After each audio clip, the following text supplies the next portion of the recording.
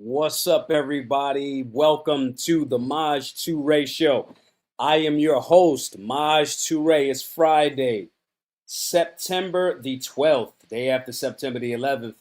I know some of you don't feel like it's the day after September the 11th because there was not much mourning for September the 11th yesterday.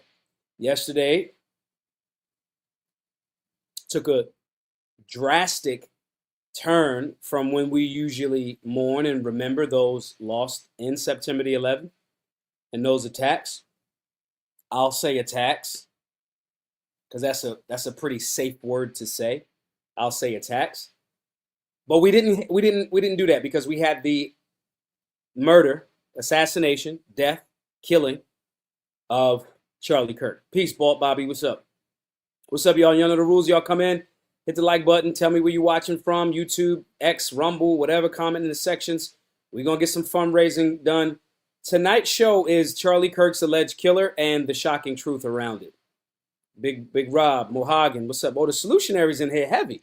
Guys, if you are not a member of Solutionary University, you 1,000% should be. Everybody that donates, yes, I'm going to ask everybody to fundraise. We got a donor yesterday. Last night, they gave us like $430. That got us over. Now we need only, I think it got us right to $50,000 left. So we're going to push. We got 49 days left for those of y'all that don't know. Firearms basics, conflict resolution, stop the bleed, all of that other good stuff. Free to all. And we got 49 more days to hit our number. And what we're trying to do with that is put in a better bid for our Solutionary Center and keep moving forward. So we really push it. Huge shouts to everybody supporting. Tony Mike is a YouTuber from Washington, D.C. Appreciate you, Tony. Quantel, what's up? It's all of the Solutionaries in here tonight. So that's what I was saying. Everybody that donates, we need 499 more donors at the $100 level. Every donor at givesendgo.com/solutionary gets access to Solutionary University, all of the classes, all of the curriculums, just transformative, powerful information. You get a private group, folks pushing each other, challenging each other, sharing information with each other, a nice little network. All of these things are made available to you. We got welding coming. Quantel asked me about that. I had to cut some of this welding stuff, but we got welding classes coming. The basics of a lot of things is what happens at Solutionary University. But anyway, everybody that donates over $100 gets access to that. And I want you to cheat. I want you to steal. When you're a member of Solutionary University, I want you to treat it like the Netflix password. Give it to everybody. You get a login. You get to watch all of the classes. The curriculums come right to your email. And I challenge everybody that's a member to share their logins with somebody else. You want everybody to tap into the information. I don't care if you share. I do not care. So saying that, I actually prefer it. You know? No, I didn't send it yet, Quantel. Quantel asked me about the welding. No, I had to re-upload some of the stuff. So I got you. I ain't forget about you. So we got welding coming. We got a Bitcoin basics class coming. And again, guys, these are all modules that are videos that you scroll and you check out at your own leisure. So I just want to let everybody know what your donations go towards, what you get for your donation, and things like that. Again, guys, if you're watching, most of y'all tapping in on X. If you're watching it on YouTube, comment, share. We're going to chop it up tonight. Okay, tonight's show is about Charlie Kirk's alleged killer and some of the shocking truth about it. Now, the video that you see right here is allegedly the shooter jumping off of the roof after peace, Big D. Whoa. Whoa, what's going on, Mohagan? What's that comment? Whoa. Pause. What's going on there? All right. But anyway, guys, this is allegedly Tyler Robinson, the shooter, after he shot Charlie Kirk. Now, we're going to look over this video. Now, the story, to me, has absolute holes on it, and I want y'all to challenge me and give me pushback tonight. The story has went from the beginning. Let's go back. As soon as Charlie Kirk was shot, immediately the story started going out there. They said they got this one old dude. And the one old dude was literally yelling, "Shoot me, shoot me, shoot me," as the police were escorting him out, right? And as soon as I heard that, first, even before that, there was video of they had him on the ground, kneeled on the ground, and they were reading him his rights. Soon as I heard that, I was like, what the fuck? That's weird. They had him on the ground, reading him his rights, and he was an old dude. And I was like, okay. Then they had him taking him to the vehicle, and he was saying, shoot me, shoot me. And I was like, this seemed like a distraction. Where's the fucking gun? That was my first thought. What? We got to wait for time to happen, right? Stories to unfold. Boom. Then there's another one saying, oh, that wasn't the guy. This is a guy. Trump's ear bandage said that old dude is a known whack job in the area. Okay? But I'm not in Utah. I've only been to Utah maybe 2 or 3 times. And so thank you for that, Trump's ear bandage, for that information. Because I'm like, well, who's this dude? Who's that old dude, right? And so then it was a story that like they caught somebody in a vehicle driving away, and they pulled this seeming what appeared to be or was being presented as a rifle. And I'm like, that doesn't look like a fucking pellet gun. Sure enough, I got on Amazon, looked, it was a fucking pellet gun. And I'm like, what is going on? Now, let's be very clear. In the beginning of any story, there's always going to be conflicting shit going out. You let all of the information, you got to let the dust settle. So I know if police are on high alert, they're going to be grabbing everybody they can, da-da-da-da. So I get that. That comes with the turf of any breaking news story, violence or not. So I see that, and then they had this picture. They said, here is the gun. And as soon as I seen this optic, and if you guys did not watch the show last night, I had Nick Irving, the Reaper, on. Because y'all might not want to listen to me. Y'all don't see me shoot often. Y'all don't see me. I've shot out targets up to a half a mile. I have shot targets a half a mile away.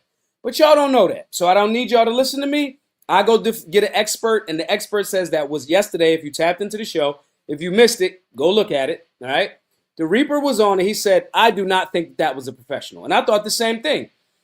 When Kirk got hit, I'm like, they got him in the neck.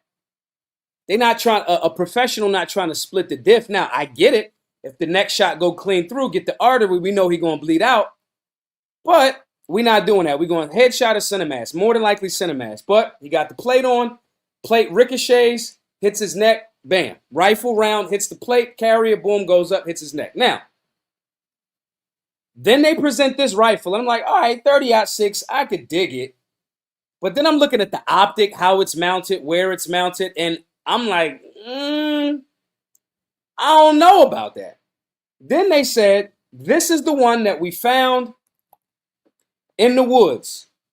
And I'm like, all right, if you found that joint in the woods, why the fuck do we got a box in it that this shit look like it just came out the box? And why down here at the bottom of the screen of the picture, it looks like somebody's holding a rifle? So you mean to tell me they just dropped it off in the box? So there was all the way questions. What's up, Bookworm? It was all the way questions. And I was like, But again, it's only 200 yards out. I wasn't expecting to him having a, $5,000 bill. I didn't expect it. It's 200 yards. I didn't expect him. Now, for those of you that's watching that don't know what I mean by that, beginners, 200 yards is 2 football fields. So if you don't shoot long distance shooting, you think that 2 football fields is a long time. It's not. Rifle rounds travel very fast. So to cross over that distance in that period of time is not a far out, especially with a decent optic, meaning that thing on top that magnifies what you can see, okay? So when I said, it could get done with something like that. I don't expect the shooter to have a $5,000 build. And unless he had a $5,000 build and was a competition shooter, that would be the only reason why I would expect somebody to say, let me just flex and see if I can shoot him in the neck. But that's generally not the case, okay? So all of these questions pop up. I see this optic. I see this rifle. I see the condition of the box. I see, again, at the bottom of the screen, I see this right here. And I'm like, this is fucking questionable. This is questionable. But whatever. Charles, I appreciate you, bro, with that first super chat. Guys, remember, everybody that's tapping in, all of your super chats and your donations go towards the work. Charles gave 10. We try to get $200 worth of super chats. We need 190 more. 10 people giving $20 is what we try to get. So if you know a small business or something like that, we don't run ads on the show. because I don't want no fucking advertiser telling me what I can say and what I can't say. I'm working on not cussing as much. All right. So whatever. And now that's a good point. Thanks again, Charles. That's a good point that Rob brings up. Rob says that could just be an evidence box, though. Could be. So I'm context matters. So I'm still kind of like, but it's questions already brewing, and I'm already inquisitive, critical thinker. I think deep and fast. Pause. Okay. So I'm like, all right, cool. This optic is set far back, but the person might not know what they're doing. And based on the shot being maybe 200 yards, based on is Utah, it's a college, it's not like a major city, all of those different things. So I put everything in that right perspective. So that happens. But then I see this. When this video comes out, y'all, I'm like, all right. This video came out last night, maybe late evening today, right? The story, last night, take that back. Last night on the show with Nick Irvin, we had some breaking stuff that there was footage of this shooter walking through the neighborhood like limping. But that was allegedly before the shooting. So I'm like, oh, okay, so he hit it in his leg because it's now they saying it's a Mauser. All right. So I'm like, all right, regardless, Mauser, whatever the make, model, whatever, long rifle. It ain't an SBR. For those of you that don't know, these letters and numbers, please in the chat, if you're watching on X, quote posted, I got my phone right here. Let me turn my phone off for do not disturb for tonight so I can engage y'all too, right? I got my phone right here. If you're watching on X, ask me some questions, shoot me DMs, or put it in the top of your, you know what I mean? Like comment. Because I have it right here. So anyway, I immediately go when we watching the show, when we having the show last night before Nick, tapped out, we had to, there was some breaking news and it said, this is the shooter. So I'm like, okay, it's a rifle. It's not a short barrel rifle, SBR, right? There we go. For the beginners, short barrel rifle, SBR. When you tap into the Maj 2 ratio, you're going to learn some shit. You're going to learn some firearm shit. You're going to learn some American history. You're going to get passionate, whatever. Okay? So, we see that this guy's walking through the neighborhood, and I'm like, okay, if this is before the actual thing, and he trying to hide like, yeah, I got a limp, I could understand that. But then I see this. Now, he was walking with a serious limp. Then I see this video this morning. And get some good movie reference. You 1,000% gonna get some good movie references. Then I see this morning. Now let's look, y'all. Let me see if I can make this bigger. Pause. Even bigger. I think that's the largest it can get. Pause tonight. What's going on? Is it because it's Friday? What's happening?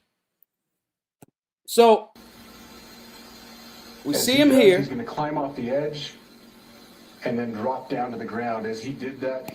Question. This is what we looking for, y'all. Do y'all see a rifle?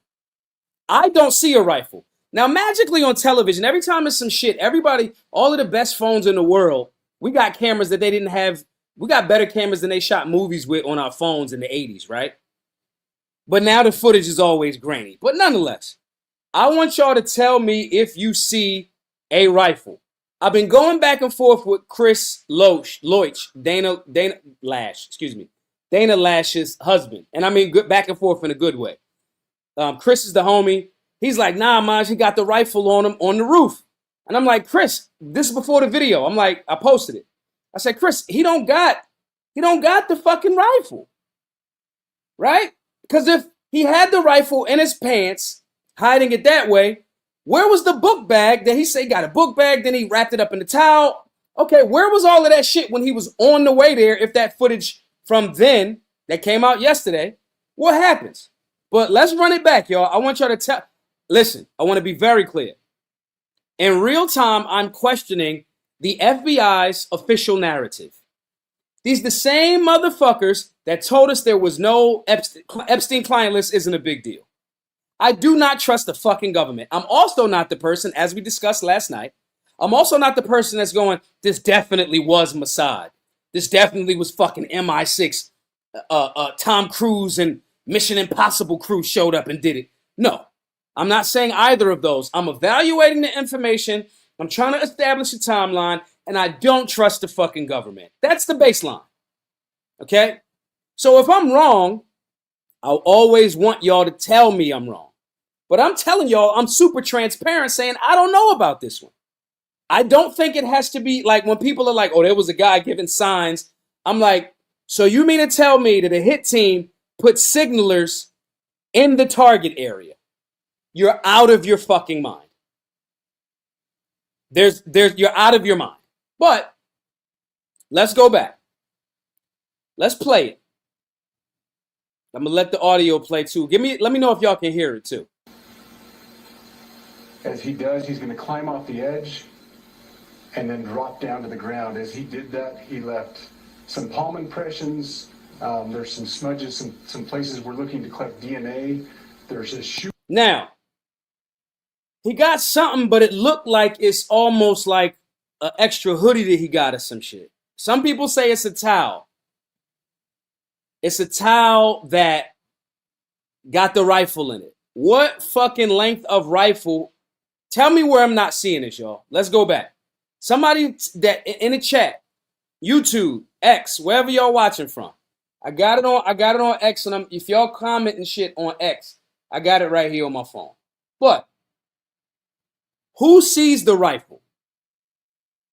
I see what could look like a rifle. I just don't have a definitive that this is the rifle. Let's play it back. And then drop down to the ground. I see he put that thing down. He left some palm impressions. There's some smudges, some places we're looking to collect DNA. There's a shoe imprint where we believe the suspect is clearly identified as wearing. And they cut, of course. The theory that he hit it in his pants to run away, that's how we don't even have to talk about that no more. That shit done. If you got that rifle in your pants and he had skinny jeans on, if you got that rifle in your pants and you hit that, the rifle don't bend. Your pants gonna have a rip in it. They're gonna break. That's just that. That's just that. And just magically, right when I would have been able to see, in my opinion, when I would have been able to see if he actually got the rifle in his hand, they cut to a different shot, which is, thanks, cameraman. Imprint where we believe the suspect is clearly identified as wearing Converse tennis shoes. Again, we'll replay that again so you can get another view of that. So he knew he couldn't jump that way. It's important to note his black t-shirt, his black pants. Is that the rifle? Maybe that's it. Let me try to run it back, y'all. Is this his arm? Right here, that black little line, is that his arm or is that a potential rifle? Play it again. Note his black t-shirt, his black pants, and there appears to be some white on the soles of those Converse tennis shoes. Those are all identifiable items that we're looking for. Is that the rifle? G.R. Neal says that's the rifle. I don't see it. Now, let me be very clear. I would like to see it. I would like for this to be the rifle because this speaks to my agenda, and I have an agenda. Okay? I would like for it to be the rifle, but I just can't land there because if it's a Mauser, it's come on, bro. And then they like, oh, it's in the bag. That bag looked flimsy as hell. And if the rifle didn't have a sling, how was he slinging it? Because if it looks like it's on his back, when he's getting off of the thing, he put something down. This, what's the name just said, this 1988 footage don't even make sense. This camera that they got, right? But I want this to be 1,000% the rifle. Okay? I want this to be the rifle for this reason. If it is the rifle, and a student was able to get into one of the most pro-gun states in America, Utah, goes to Utah, a university in Utah, and shoots it up. Okay? Hold on. You shoot this joint up, right? This tells me gun-free zones don't fucking work. So my agenda is strengthened by this being the answer. I just want to be very clear about that. If we get better footage, I'm going to play it again in a second. If we get better footage of this, my argument is secured. I win. I have no delusions about that. PC81 says somebody else picked up the rifle in the chaos. How? They said he threw it away. This is my argument is about the killer, the story, and the holes in the timeline. And if you expected me to just believe the FBI after they said, oh, we found the rifle in the woods. Okay, if you found the rifle in the woods, I need to see if this is him. Either this isn't the shooter, this is some kid that was on the roof, and it happened and he runs away and he's got a book bag and y'all like, yeah, that's him right there. Because he was on the roof because like, yo, I just want to be on the roof. I want to look from over here. I do that. I've done that all the time. Okay? But I don't see a clear, somebody tell me in the chat, do y'all see a rifle here? Can we definitively say with this footage right here, absolutely that's the rifle right there. As he does, he's going to climb off the edge and then drop down to the ground. He did put something down, but I can't tell if he's putting something down like he got an extra hoodie or something and he putting that down so he can grab and hold on. As he did that, he left some palm impressions. Now he's got two hands on whatever that railing or guard is right there. How does he hold on with one hand, grab the rifle, hold on, and then let's see. There's some smudges, some places where. All right. Listen, y'all. Listen. This jacket, that's not a rifle, y'all. I'm sorry. Some smudges, some places where. That section right there. There's some smudges. That's a fucking jacket. That's not covered in a rifle. There's some smudges. Right there. Some smudges, some places. That's bending all over the place. All right, so look. When he takes that thing that he put down over, it fucking swings. The thing that they're saying, this is a towel. And okay, where's the towel? Where's the pictures of the towel? Y'all talking about, this is the rifle, this is the one we found. That other fucking rifle in that picture that I just showed, that's not a Mauser. So when did y'all say that this was the actual firearm? That's not a Mauser. In this other picture. I'll go back to it. But in this section where he's taking that, what looks like a jacket or a towel that y'all didn't take, there's no picture of the thing in the towel, wrapped up in the towel. That means y'all picked it up and put it in an evidence box, and y'all just didn't take a picture of the fucking towel. Even though that's not a Mauser, but that's what y'all saying was this is the rifle. Okay? So, okay, cool. Let's go back. As he's hanging off the side of this joint, he goes back to grab that whatever hoodie or towel-looking thing. It does not stay directly parallel like one damn rifle would do. Let's look again. There's some smudges, some places we're looking to collect DNA. There's a shoe imprint where we believe the suspect. Nah, I'm sorry. Uhuru says, Occam's razor. Why are ninjas so conspiratorial? Because we understand fucking history, you mope. What are you talking about? What are you talking about? Remember how they were like, we didn't put crack. We didn't put crack in the black community. You think they not putting fentanyl in white communities right now? The opioid crisis? There's no way we would blow up our own. Shut the fuck up. Tower 7 fell and it wasn't no goddamn plane. Stop it. Stop it.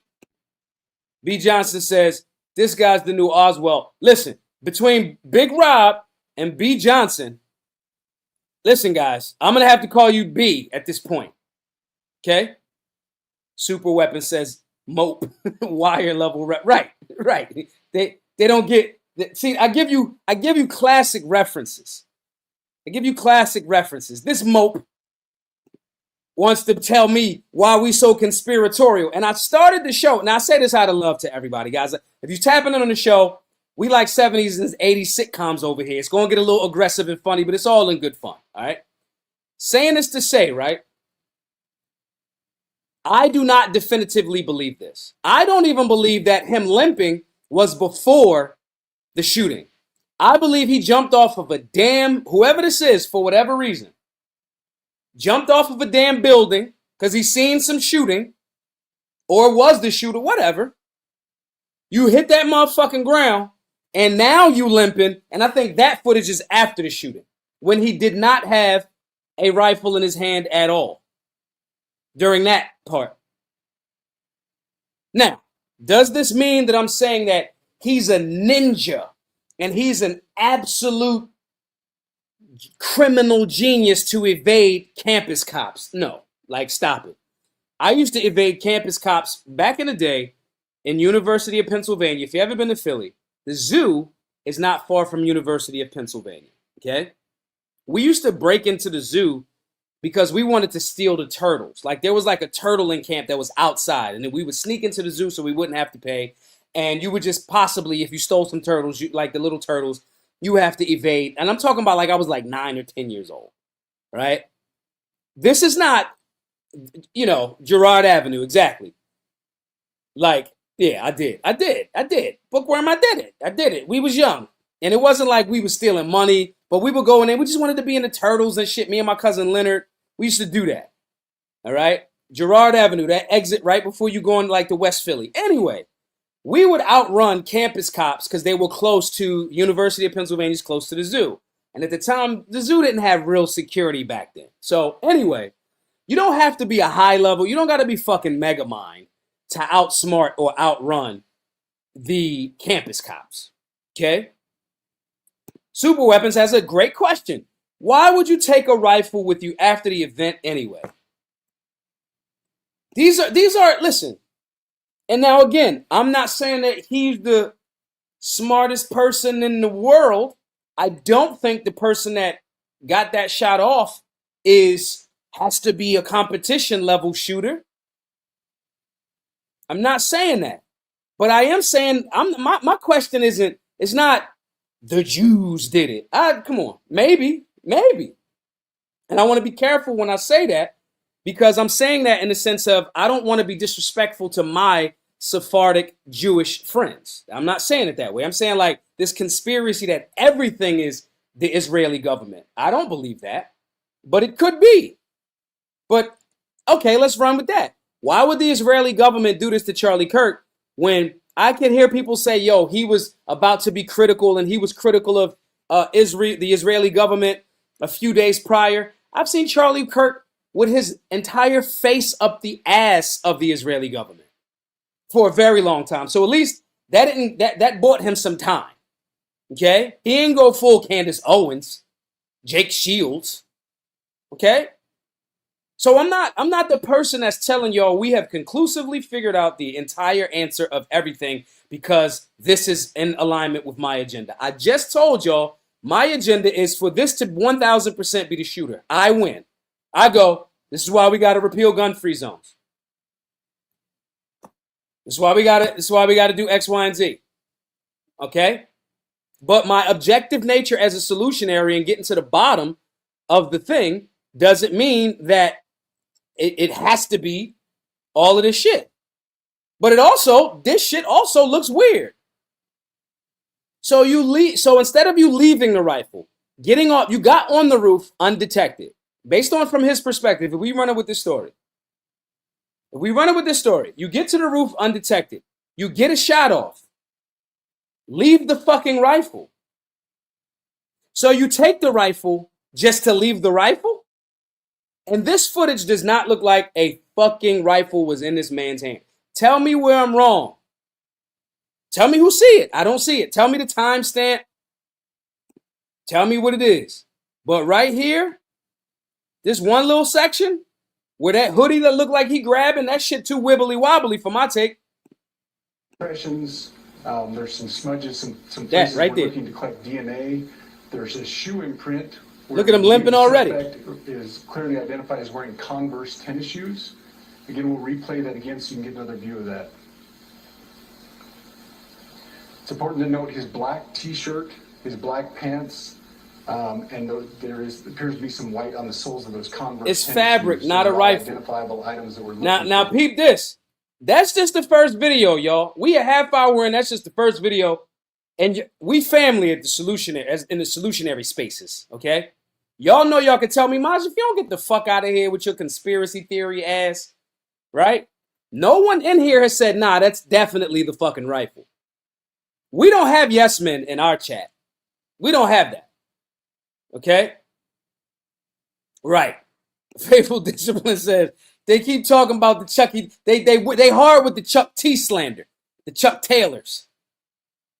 I got some Chucks. They're great for fucking leg day, flat. But we 30 minutes in. But look at this.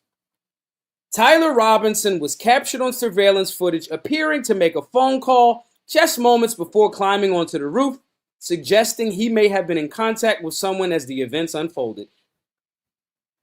Suggest? How the fuck you get on that roof undetected? If you a professional, again, last night, if y'all want to go check it out, the show is up there on it. Go watch the live. If you're a professional, you might be on that roof 48 to 24 hours ahead of time. This person is not a fucking specialist. He jumping off the roof. As Nick the Reaper Irving, who has more confirmed kills than any sniper in American history, said, I'll take that shot from a minimum 500 to 1,000 yards away. They never see me coming. His egress points were fucking trash. He went through a residential area where there's cameras. This is horrible. He's not a professional. My first thought was that, but y'all ain't gonna listen to me. Y'all think I'm just here to, y'all think I'm grifting. Not y'all, but some people, oh, it's just a grift for you to sell. Get the fuck out of here. I'm just telling you, this doesn't make sense. And I have the benefit if this does make sense. Tyler Robinson captured on surveillance footage appearing to make a phone call just moments before climbing onto the roof, suggesting he may have been in contact with someone as the events unfolded. Okay, so if y'all had surveillance footage of him getting onto the roof, then that means y'all seen him up there with the rifle. Why didn't nobody fucking call the police?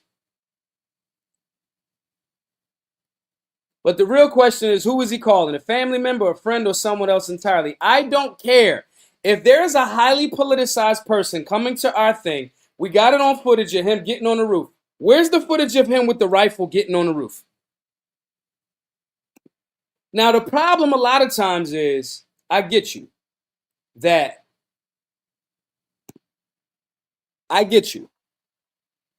meter out information moment by moment.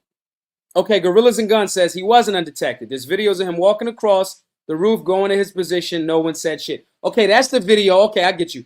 That first day when we talked about this, and I feel like we've been talking about this shit all week, but that first day where somebody made a video and was like, hey, I'm just saying there's somebody on the roof. And I said that person should have said something, whatever. Okay? But surveillance. This is this argument. This is this society that we're creating. This is why we have to create and shift the culture in a different way. You guys have to be a part of the solutionary crew. Again, every donor over $99, you get access to Solutionary University. Okay? We need a culture and a community of people that's going to say something. I'm going to give y'all a glimpse into the future. I got some content going. Did y'all know a few days ago, an Indian man chopped off and beheaded another man in a hotel parking lot in front of his wife and son? And other men stood around and did nothing. Did y'all know that? I got the footage. It's 6 minutes of him chopping this dude's head off. So, sidebar real quick. I'm not bothered by seeing shit like that because there's something wrong with me. And as Nick told me yesterday, Nick just texted me. Nick Irvin just texted me. Like, he was like, bro, if you want to be reborn and let go of that trauma, because we talked about that yesterday. He said, I got to let this stuff go. So I'm going to fuck with Nick on some other things. Nick has seen far more death than I have, but I know that I'm not okay. Okay? Transparency moment, guys. Right? This is in America. This was in Texas a few days ago. I got the footage right here.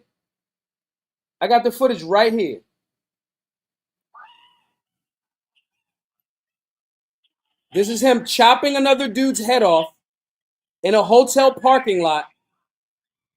That's his wife. This is him chopping his head off.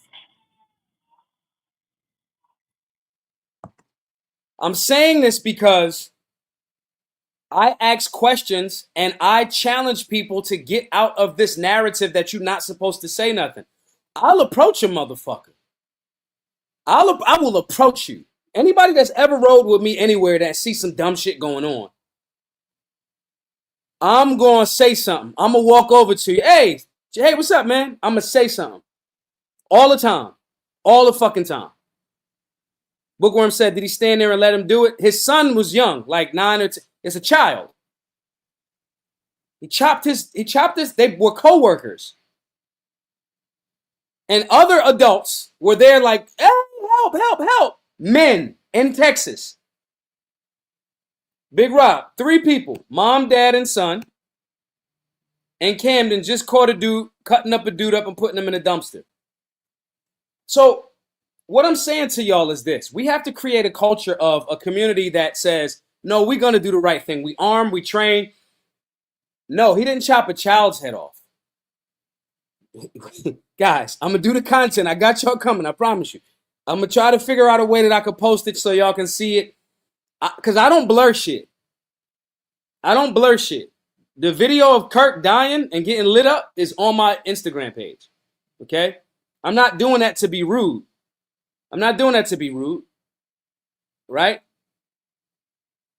He didn't leave the head there. He kicked the head. Uhuru says, why would he leave the head there? He didn't leave the head. He chopped this dude's head off in front of that dead dude's wife and son. Okay? Then he kicked the fucking head through the parking lot and kept kicking it like a fucking soccer ball. This happened in fucking Texas. Like last week. So everybody talking about nobody's talking about da-da-da-da-da. No, nobody's talking about that shit. And there were other men that were around as the wife was screaming that she pulled up in the parking lot with cars that did nothing.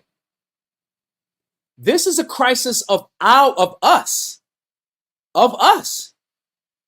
We are not cultivating a culture that says, I'm going to be strapped. If I see you stabbing somebody, I'm drawing my fucking gun. That's it. I'm drawing my gun. I don't know who did what yet. And we're going to wait until somebody else show up. And if you try to attack me for pulling my gun out, I'm going to fucking lay you down. That's it. That's it. 1,000%. There's no doubt about it. I'm going to lay you all the way down and we'll figure that shit. Kill them all. Let God sort them out. If you do that type of shit. You have to have the soft skills, the hard skills, and the tools in order to do that. And you do that by being around a community of people that will tell you, yo, it's okay for you to step up. It ain't nobody in the Solutionary 9. It ain't nobody in our private community that's going to see some shit like that. I ain't even got to say it. They going to say it in the comment section. Let's ask in the chat. Chat, if you're a Solutionary, you walking down, you see some shit like that, that audio that I just played for you. You see somebody on the roof and somebody that you don't even like is about to do a speech, but they a polarizing figure. Are you just going to let shit be cool or what you going to do? I am a fucking warrior for righteousness. I will eat evil people's faces off. I don't struggle with that shit. And we got to stop struggling with that shit. And if you righteous, you know that I'm right, but you've been subjected to a society that's going to tell you you're supposed to not think like that. Fuck that. You're right. You're right. Even if it's clear garment, hold, present, issue commands, talk that shit. I wish you would fucking move. I'm going to put a fucking hole in your face. If you got to scare that person into compliance, then do it. The goal is to present your firearm to stop the threat. That don't mean you gotta shoot him. If I present this firearm and it stop you from doing the fucking Friday the 13th Freddy Krueger shit you doing, like chopping somebody's head off or stabbing somebody to the point where they're not moving no more, and then you chop their head off. If it get me to stop you from doing that, then that's good, mission accomplished. But we got to have a culture that does that. Okay? Let's read what Ian says. Ian's had some good takes. I give Ian some pushback. We follow each other. He says, does anyone else think it's weird that most people seem to be rolling with the shooter they sold you just hours ago when we have no idea what the motive would be or why a kid raised by a cop, registered Republican, would ever want to kill Charlie? There are still so many unanswered questions and parts of the official story that make no sense. That's all. That's all. I don't trust Cash Patel now. He's damaged as fuck. Him and Bongino. Bongino has been absent. Bongino has turned into Kamala Harris. After we did it, Joe, you don't even see Bongino no more. I don't trust him. This story seems weird. And this is not an attempt to make it have to be, and I got to keep repeating this. This is not an attempt to make it have to be the fucking Venn diagram and this connects to this. This ain't got to be Game of Shadows. But this shit doesn't make sense. And it might just be a mixing of the timeline and the information that's being presented. Guys, if you come tapping in, hit the like button, share. I'm going to ask everybody. Y'all see that? Wait, first of all, do y'all see my producer got the support two-way education shit scrolling under the bottom now? We stepping it up, baby. We stepping it up. GiveSendGo.com/solutionary. I want everybody to support the work. There's 500 of you watching tonight. 500.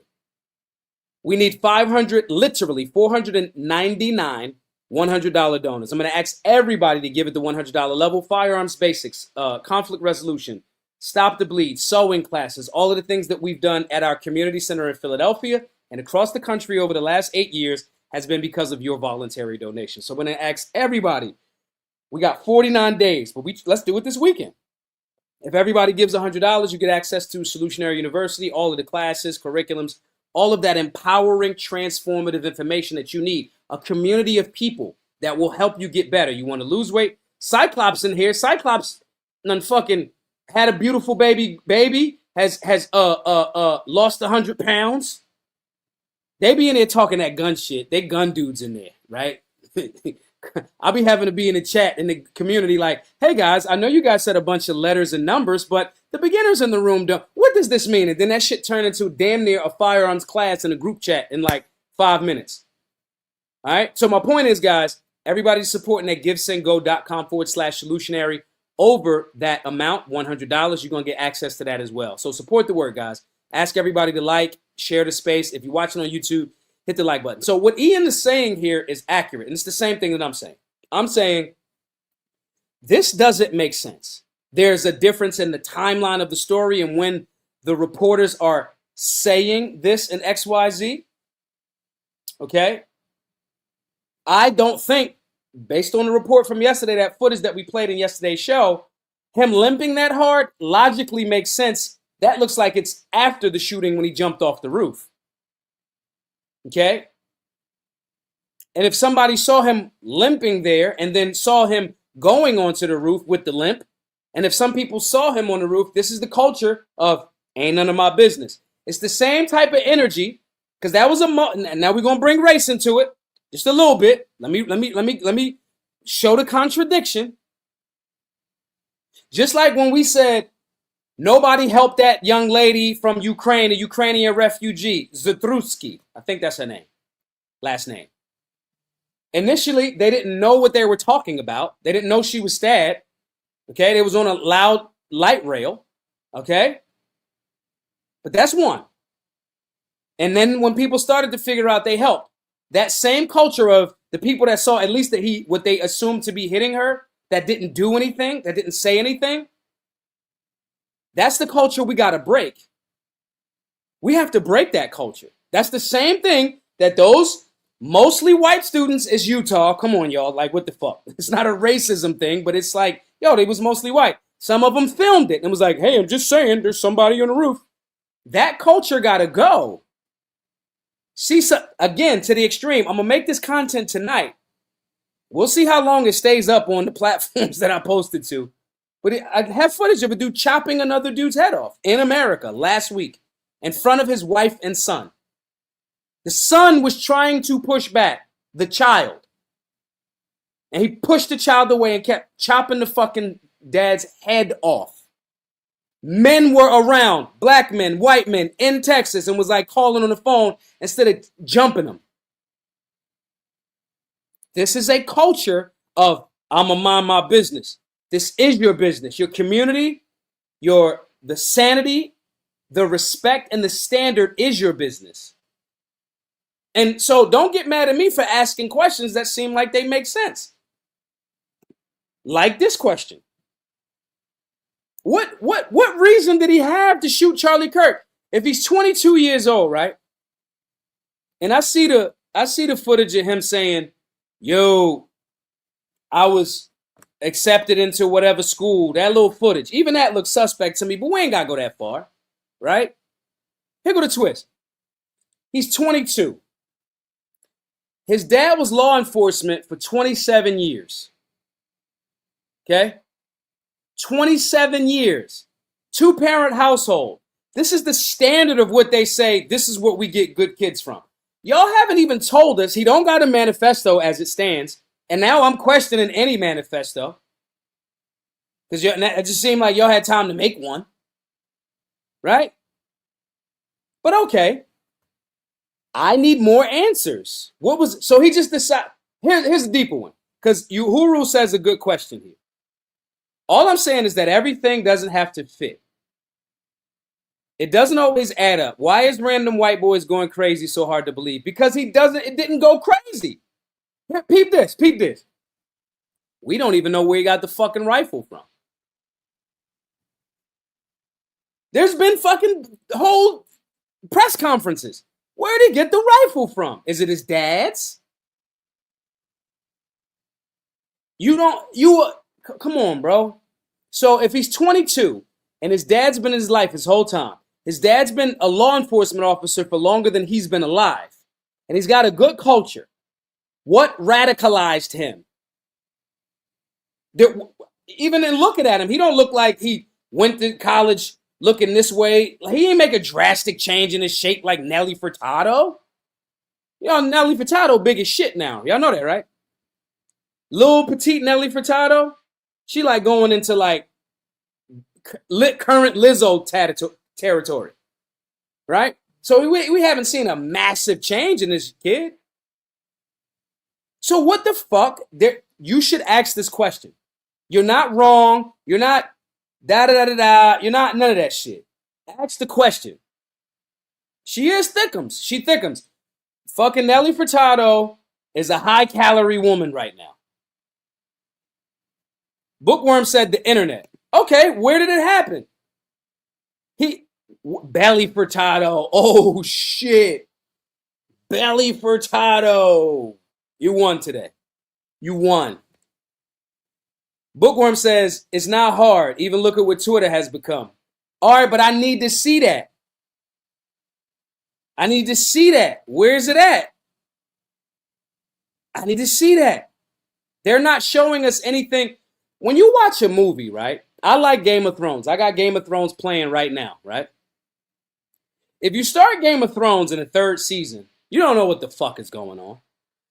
You might like somebody in the third or fourth or fifth season of Game of Thrones that you would have absolutely hated in the first season. You come to like the Hound towards the few last seasons of Game of Thrones. In the beginning, he killed a fucking kid. You hated the Hound. So if you are you're telling a story in the form of a press conference. If you got ways to package this story up, package us this whole bitch up and tell us the whole story. Otherwise, you get people like me that's going, what the fuck is up?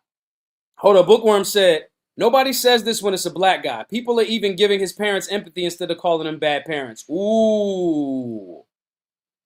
Damn. I don't never call nobody parents bad parents. If they over a certain age. I don't. But that's a solid point. That's a solid point. I can't even really fight against that one. They giving his parents a lot of empathy. Maybe it's because it's law enforcement. But do I think Matt Walsh would be, if this kid was black? We're going to go, it's Friday, y'all. I'm going to go a little bit of whataboutism. We get a little bit of racism, a little bit of whataboutism tonight. All right? Right? The Hound's line about the chickens was classic. It was. You like the Hound now. You didn't like that. So there's important plot points that's missing from this. This does not mean that we saying it's 1,000% not this kid. But when you are the FBI or the media or these other places, and you think I should just take the little bits and pieces without asking other questions, I start to go, eh. Now, on the whataboutism tip, is Matt Walsh calling these people bad parents? Or let's give some pushback to that. Because the dad allegedly, when the son said whatever he said, like confessed to him, the dad turned him in. So, boom, Alicia just said it. Okay? So there's argument, but and that's convenient. Let me be very clear, that's convenient. But I don't think Matt Walsh and these goofballs would have been given the same level of justice and empathy and all of that because of the parents. They would have been throwing black people under the bus. Like, let's keep it a buck. Let's keep it a buck. And 100%. Everybody stopped calling for civil war as soon as they saw pics of the family. Let's keep it a buck. Bookworm on fire tonight. That's 1,000% true. Soon as they saw who it was, the narrative went 180. And I said this. I said, y'all motherfuckers asking for somebody. That's a good one. Sergeant Bones says maybe the real shot was taken for 500 yards. Maybe the young bull's the patsy. I could get with that. But before we go that far down the rabbit hole, which I'm more in belief of that than this story right here. Okay? Ant has a good point. They got to wait for the trial without swaying a potential jury. B says, do you turn your child in? Fuck no. No. I'm sorry. I'm sorry.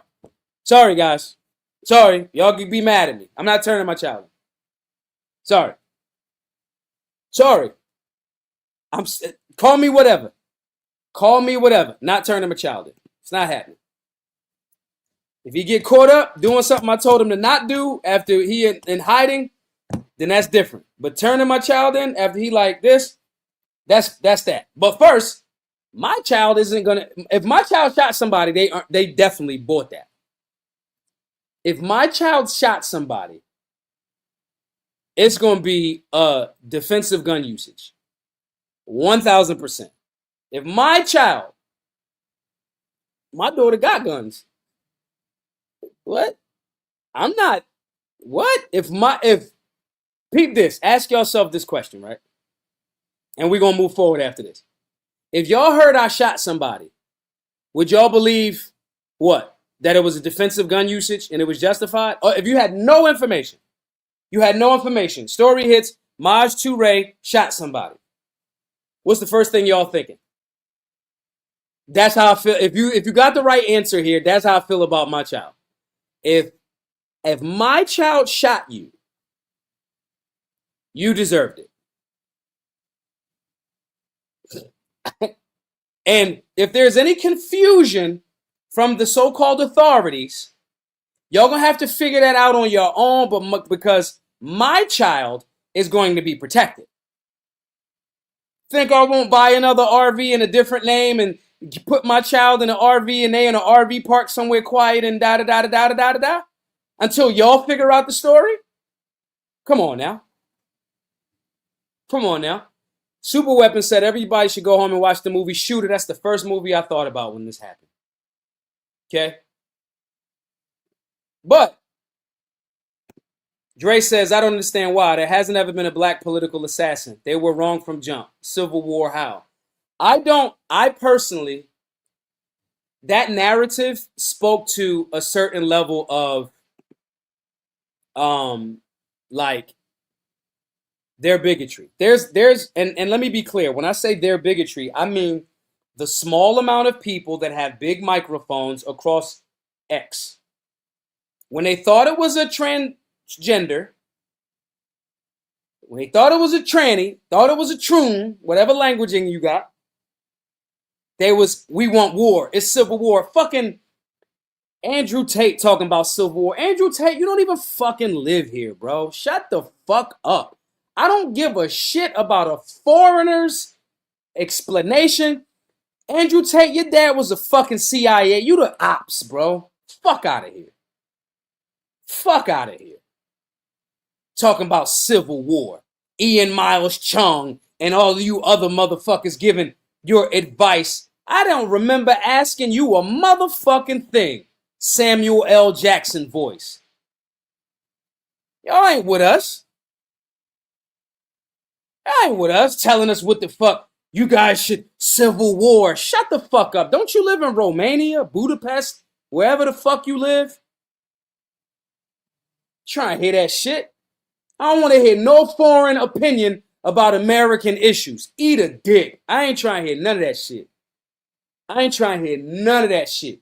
Motherfuckers talking about civil war. You ain't never bust your gun at nobody. Ain't no rounds whiz past your motherfucking head. People get it, and I'm going to go on a bit of a rant here, y'all. People be going on these because they get that social media adrenaline, and they think shit like, right, Dracula. You out there with fucking Dracula, bro. Transylvania ass face motherfucker. Talking about civil war in America. You flew into Miami and Vegas, touched down for a little bit, and got the fuck out of here. Bro, stay the fuck over there. Talking about civil war. See, people think because they boxed and they lift weights. Bro, if you ain't never been, I'm gonna tell y'all, just like I said last night, I've been in 3 shootouts. I don't want no smoke. You don't win shootouts. You don't win gunfights. You survive them. And all these motherfuckers just be saying civil war. Yeah, shut the fuck up, bro. You don't got no comms. You don't got no water. You don't have a heart. I'll take your shit. I will take your shit. Let you be a neighbor that I don't like in the zombie apocalypse. I picked the building that I lived at in 2020 because of the fucking, oh shit, this is about to be the zombie apocalypse. I lived on top of a Whole Foods in Philadelphia. Them soft motherfuckers, and it was across the street from a fucking river. We had a pool. There's a jail across the street, and there was a fucking 7-Eleven. But we on top of me and my team taking this whole fucking building. I don't suffer from taking some shit from people. That's not my thing. So what I'm saying to you is, and I'm talking about bad people, or when it get bad, you got this. This is happening now. This our grocery store now. This mine. I don't suffer from that. So, like, these people that never been in no shit, and it's not sheep, like, protectors, like, they just be saying shit on the internet. You don't have no comms. You don't know how to purify water. You don't got no meds. You don't have the will to take or kill. I've been living with, man, my spirit been fucking dead on the inside. Y'all have no idea how fucking traumatized I am. And I want to protect people from that. I want to protect, our job is to protect people from that shit, man.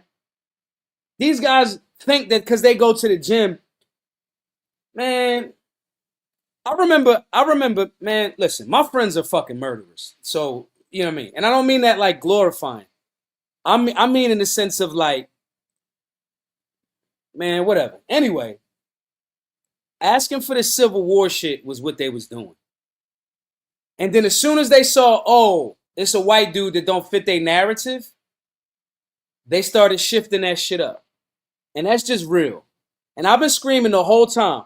Nobody on my old pages on social media when I got kicked off to now, nobody cannot say this whole time I haven't been objective, nuanced, balanced, respectful, direct, and contextual.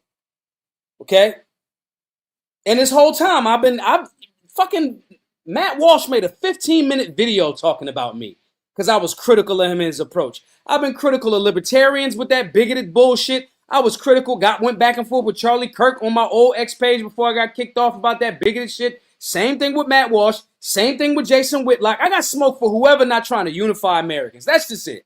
And anybody that can like want to believe that my shit ain't accurate, pull my card out. Tell me when I made fun of white people for being white. Tell me when I did that coon tap dancing shit for white people. Tell me when I made fun of black people and went down this just because conservatives was doing it.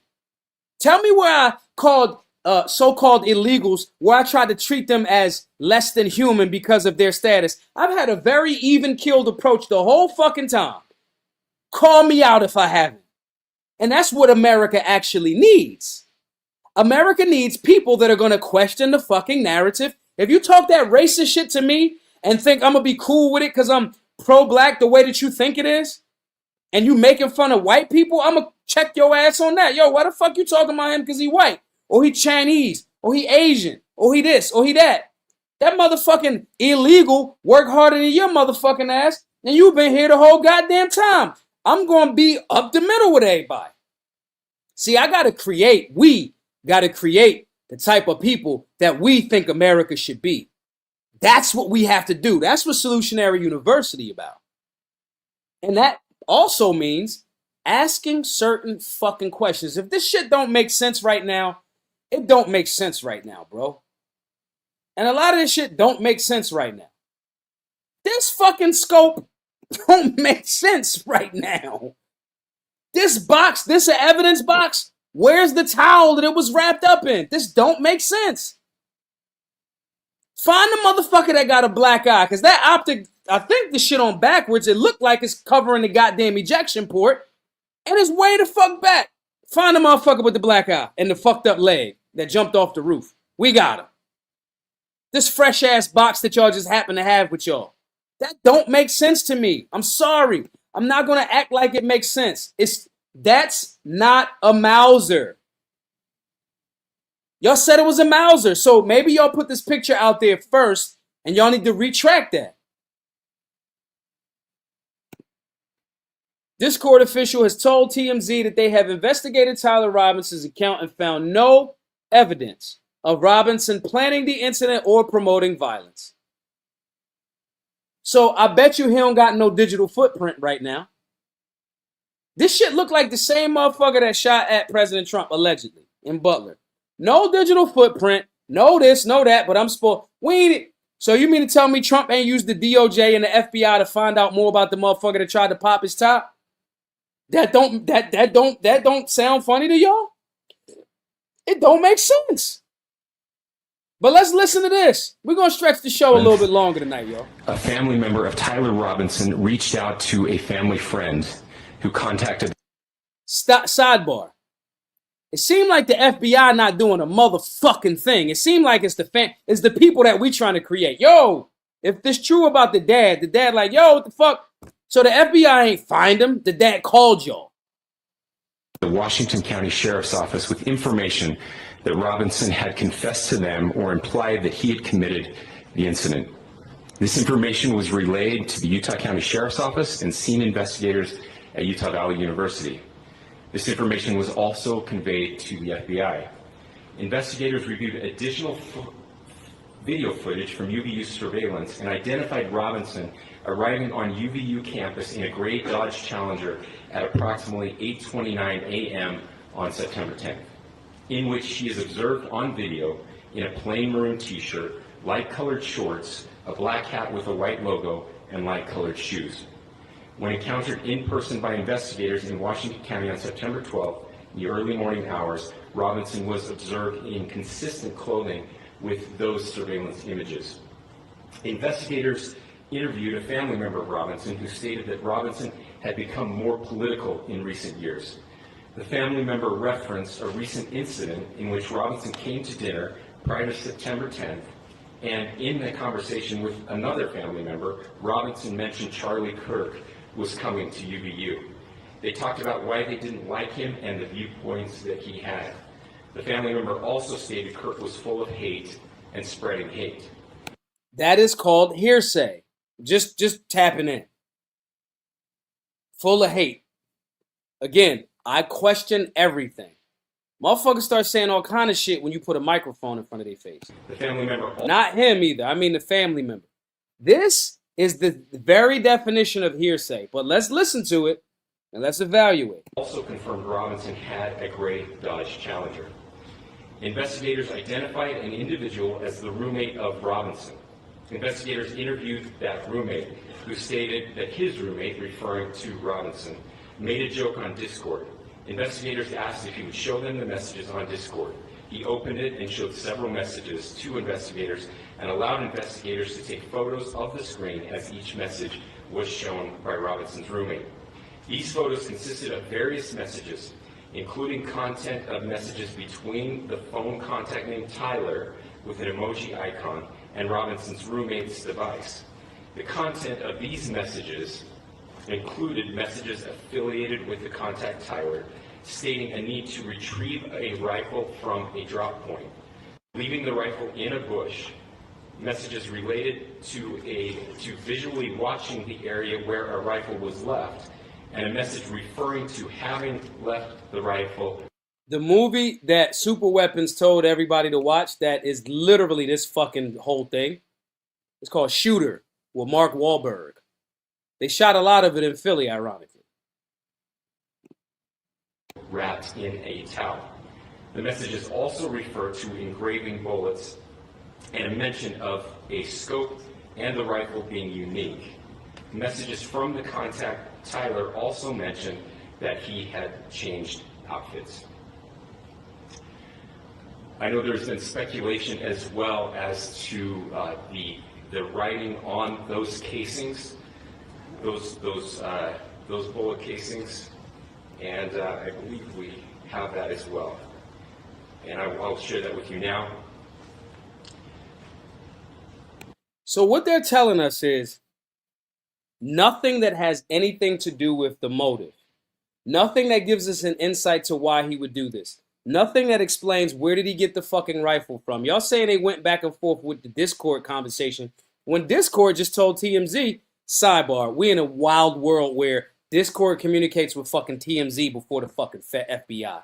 And in my experience, TMZ, for fear of being sued, is actually better at some of this shit. Like, TMZ is like, hey, we got to make sure we're doing our due diligence. More so than the shit that comes from the FBI. But this has nothing to do with the conversation around what's his actual motive, how did he change, where did he fucking get the rifle? We ain't even get to the part of the conversation where there was a private flight that just disappeared, that left from that airport that's like a few miles from this place, and then disappeared their fucking transponder, which means you couldn't track where they landed. That part. But let's play some more. So the area north of Campus Drive Road where the suspect crossed over, you saw some of that in the video that we released last night, consists of a grassy area with trees on the edge of the UVU campus. Investigators discovered a bolt-action rifle wrapped in a dark-colored towel. The rifle was determined to be a Mauser Model 98 30-06 caliber bolt-action rifle. The rifle had a scope mounted on top of it. Investigators noted inscriptions that had been engraved on casings found with the rifle. So you engraved, not written. On the shell casings, you engraved messages on the casings or the actual cartridge? Was this a spent cartridge where it's just the case left? Or the actual ammo? So you mean to tell me that this killer was like, let me engrave some shit on these joints? What Discord told TMZ was, we checked all of his shit, and all of his shit had nothing to do with anything that had anything to do with attacks or planning or any of this shit. Kymer Shadow says, I imagine laser engravings. Laser engravings on live rounds? No, can't be. They didn't say a magazine. They didn't say the lower. They said on casings. Let's go back. Towel. The rifle was determined to be a Mauser Model 98 30-06 caliber bolt-action rifle. The rifle had a scope mounted on top of it. Investigators noted inscriptions that had been engraved on casings found with the rifle. Casings found with the rifle. Where's the fucking bipod? So okay. This is where the game started getting crazy. Okay, so Rob says he wrote on the casings, the engraving. Wait, say that again, Rob. Type that out what you mean there. So there's no bipod. So, okay, maybe he was laying down. He's laying down, but there's still no bipod. It's a lot going on. It's a lot going on. Okay, when we say a bipod, the gun rests on something. Like a tripod has 3 legs. The bipod has 2 because the tip of the rifle going to sit on the bipod, okay? There's no bipod. So if he's laying, even if he's laying, like, it's too many fucking questions. And this is not an expert shooter. This is a 22-year-old. And again, You don't got to be an expert from that distance, but there's certain questions. Inscriptions on a fire casing read, "Notices bulges, capital O-W-O, what's this, question mark." Inscriptions on the 3 unfired casings read, "Hey fascist, exclamation point, catch, exclamation point." Up arrow symbol, right arrow and symbol, and 3 down arrow symbols. A second unfired casing read, "Oh Bella Chow, Bella Chow, Bella Chow, Chow Chow." And a third unfired casing read, "If you read this, you are gay, LMAO." Seem like they really, man, this, I'm going to keep it a buck with y'all. So you engraved shit on the casings that you left. So you didn't have them loaded. You just had casings around in the towel. So you just had rando casings. You didn't have them loaded. You just, and then you wrapped them up. And then you threw them all away and left that too. And then he said, something that he said, 2 of the messages was on unfired casing. So the other one was just the shell that you found, and you just said, let me engrave on this. Yo, I need somebody to tell me I'm wrong. If I'm wrong and this makes absolute sense to you, and you could break it down how it makes sense to you, cool. Tell me. This don't make sense. Again, Discord officials told TMZ that they have investigated Tyler Robinson's account and found no evidence of Robinson planning the incident or promoting violence. Main man said the Accord thing said this.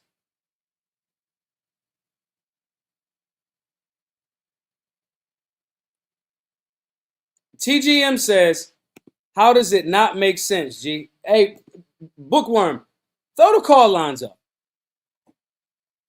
Throw the call lines up. I want you motherfuckers that got some smart shit to say. Make yourself known. Put a name on it. Put the call lines up. Matter of fact, let me go to my banners real quick.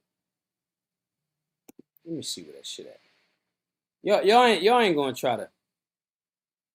I ain't fucking with y'all. Put the call line up. Put the call line up. Cause I'm tired of y'all talking. Now, this is where this is going. And this is the reason why we gotta ask questions and get to the bottom of it. The reason why we gotta ask questions and really get to the bottom of it, because if we don't, this is what happens when they get their hands on it. Here we come. Like motherfucking clockwork. Here we come. What y'all think she about to say? What y'all think she about to say? Right.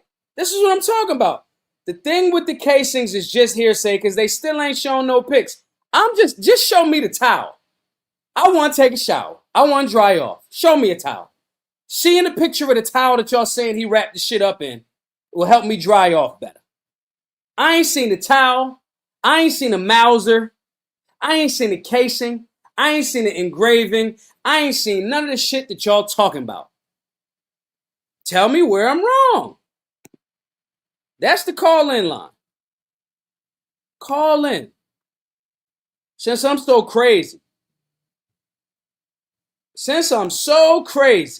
I mean, I think what has just transpired is tremendously disturbing.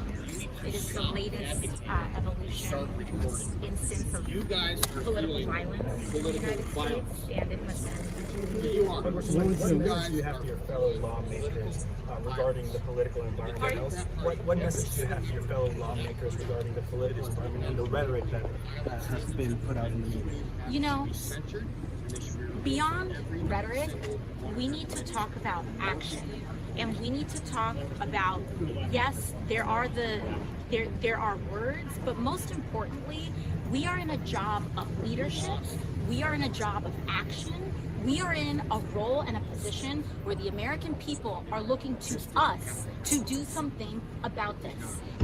And what we gonna do? Big Melons. What we gonna do, Big Melons? What should we do, Big Melon AOC?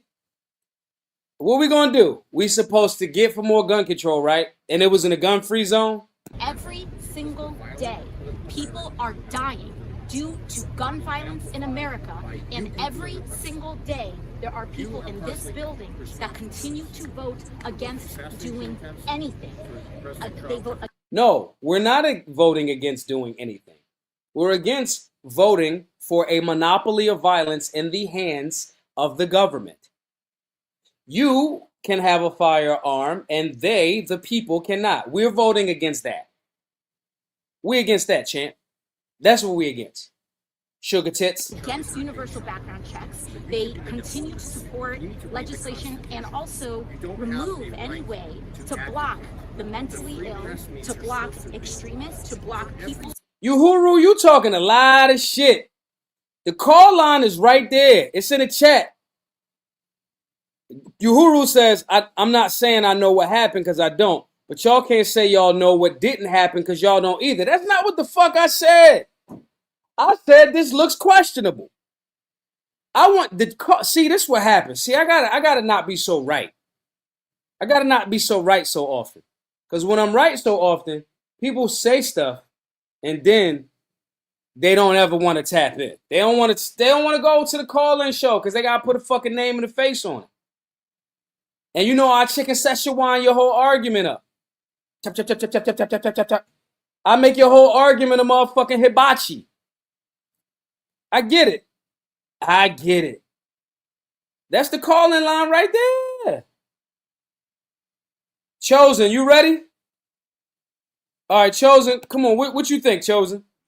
Me personally, man, I think that this very much so could be one of them situations, but at the same time, it just wouldn't make sense for this to all be a setup. And What you mean? orchestrated from Like the it wouldn't make sense to be a setup in what way? like to be orchestrated from the higher ups. Because think about it. This young kid is a Republican. It seems Is he? I think he's. I've heard a story where he's unaffiliated. I think his dad might be more conservative. So whenever they say he was a registered as a Republican, that was referring to the dad and not him. No, he registered as an independent, as a unaffiliated. Okay, so I must have read the tweet wrong then. Okay. No, All right, so I think some people were saying he was from like a conservative family, meaning like culturally conservative, and his dad might be a Republican type vibe. okay, but he might share different views. He might what? But he might share different views though, right? I mean, if he's shooting motherfuckers, he's stealing rifles and hopping off roofs and shooting motherfuckers, he definitely don't got his dad's. Well, shit, I can't even say that his dad a cop. They like killing motherfuckers too. So, but yeah, overall, yeah, he got to based on what he did here. There's a bit of a different, value system. Okay, so what do you solely believe?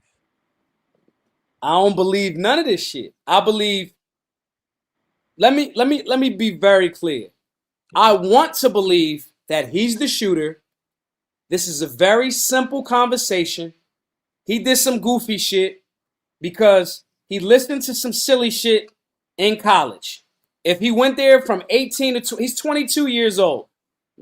Motherfucker just got hit with his first student loan bill, whatever, right? I want to believe that this is that simple. I would prefer that he's 1,000% the shooter. I would prefer that. But I'm honest enough to say there's too many holes in this story, and I would have loved for the video to confirm that's the rifle right there. Right? I would have loved to say that.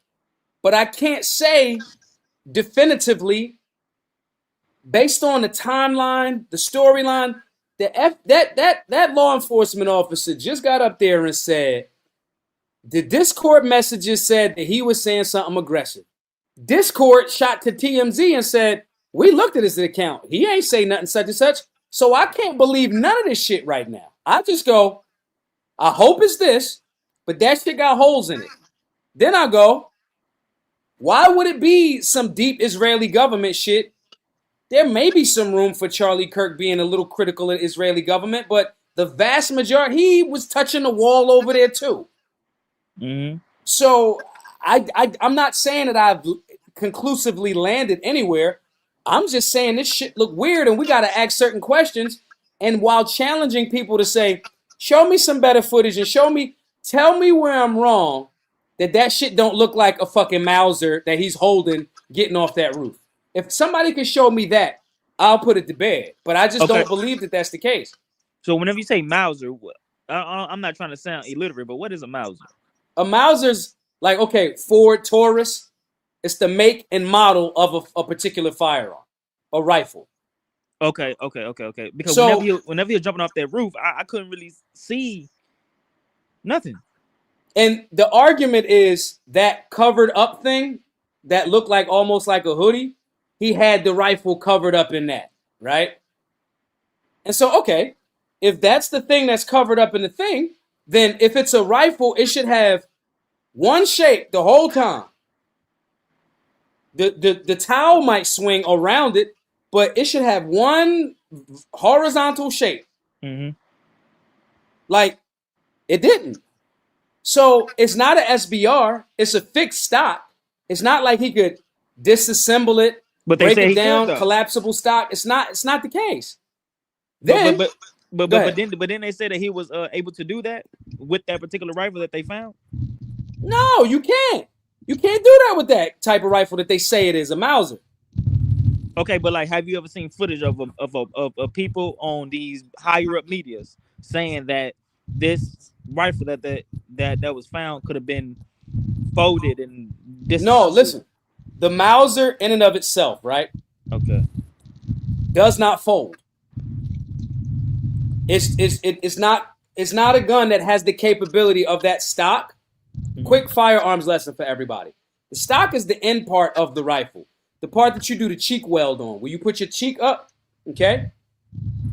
They're saying he dropped it. On one story said he disassembled it, right? Then on one story, it's like, no, it's a Mauser, and we found it in the woods. If it's a Mauser, you cannot fold that stock. And that officer that just was doing a press conference said, you can't disassemble. We found a Mauser. They gave the make, they gave the model. So which one is it? If it's that rifle that's this long, right? Mm-hmm. He jumps off the roof with it, if that's him, or unless that's not really the shooter. If he jumps off the roof with it, and if it's covered up in the towel, why isn't the picture of it, the towel, with the gun anywhere? Because the first picture that they showed with that box, that's not a Mauser. It's too many. So for it to, let's say he had a book bag on, you could say, oh, it was an SBR with a collapsible stock and da-da-da-da. Okay, he put it in the book bag, and then he ditched the book bag. But that's not what they're saying. I got you. So look, the old culture just pointed out a really good point. Some modern Mauser rifles, like the M15 22 Long R, feature a side folding stock for increased portability. But it's not that one. So now, here's the other argument. Here's the other arguments. If they're not releasing footage at all, specifically, to not taint the jury pool, to not give too much information out, that may potentially be a thing. We want to make sure that we're not giving too much information away. That's fair. But don't act like you start telling a story and people that are critical thinkers, the mind of a critical thinker more specifically wants finality. We want to when there's no finality, we start going, that shit don't make sense. Then when we say that shit don't make sense, they want to say you a conspiracy theorist. No, I'm paying attention to how the story changed. Facts. You know what I mean? Quantuet, what's up, bro? Hey, thanks for tapping in, my brother. Chosen, I appreciate you, bro. All right. What's up, fam? Can you hear me? I'm driving. Yeah, I can hear you. Okay. Right Where now, I'm I want to wrong, ask the Quantel? question. You're not. For the record, you're not. I want to ask. I don't want to shift, and this is not running a commercial. I asked this question in the chat, and I don't think you heard me or you saw it. Could understanding imminent threat prevent this in any kind of way? That's my question. Then I'll tell you why you wrong, because Maj is always wrong, y'all, just for the record. If could understanding imminent threat have stopped this situation? So let me be clear on what I mean about the situation.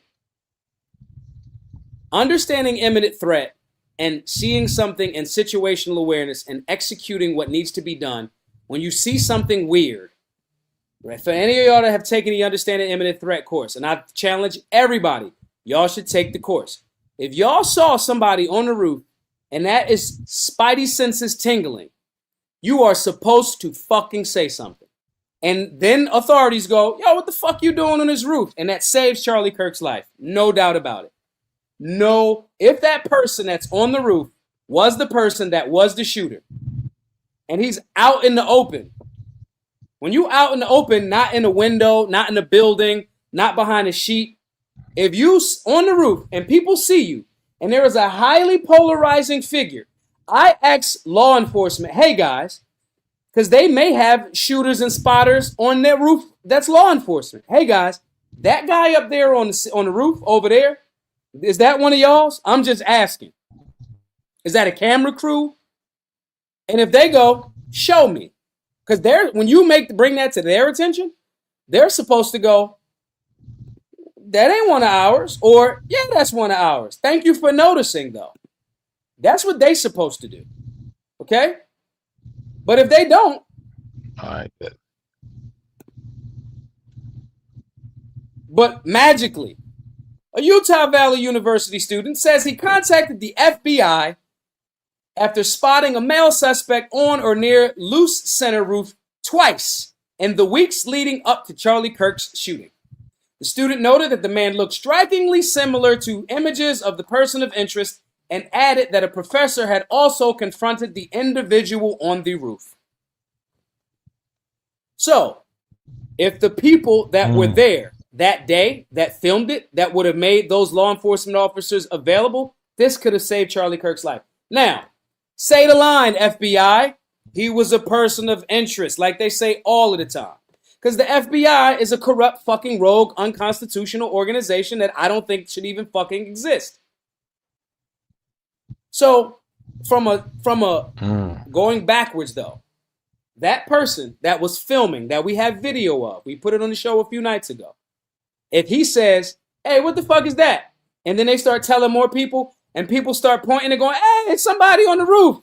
They save Charlie Kirk's life. 1,000%. I'd bet dollars to donuts on that. So that's the first answer.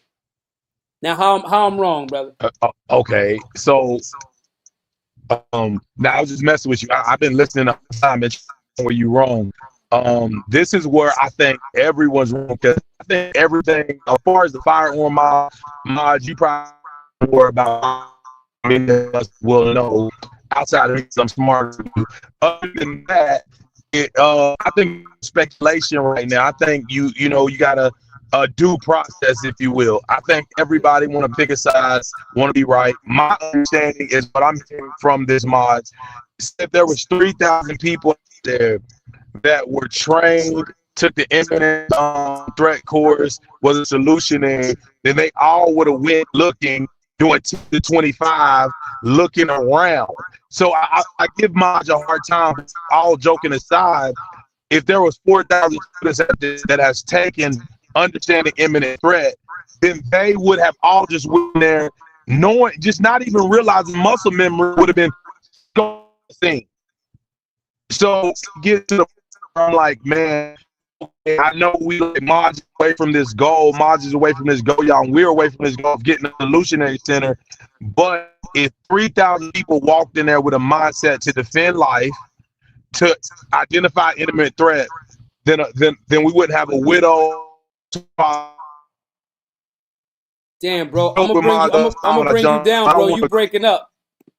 Quantel, I don't know if you can hear me, but you started to breaking up. But let me give the sentiment of what Quantel was saying.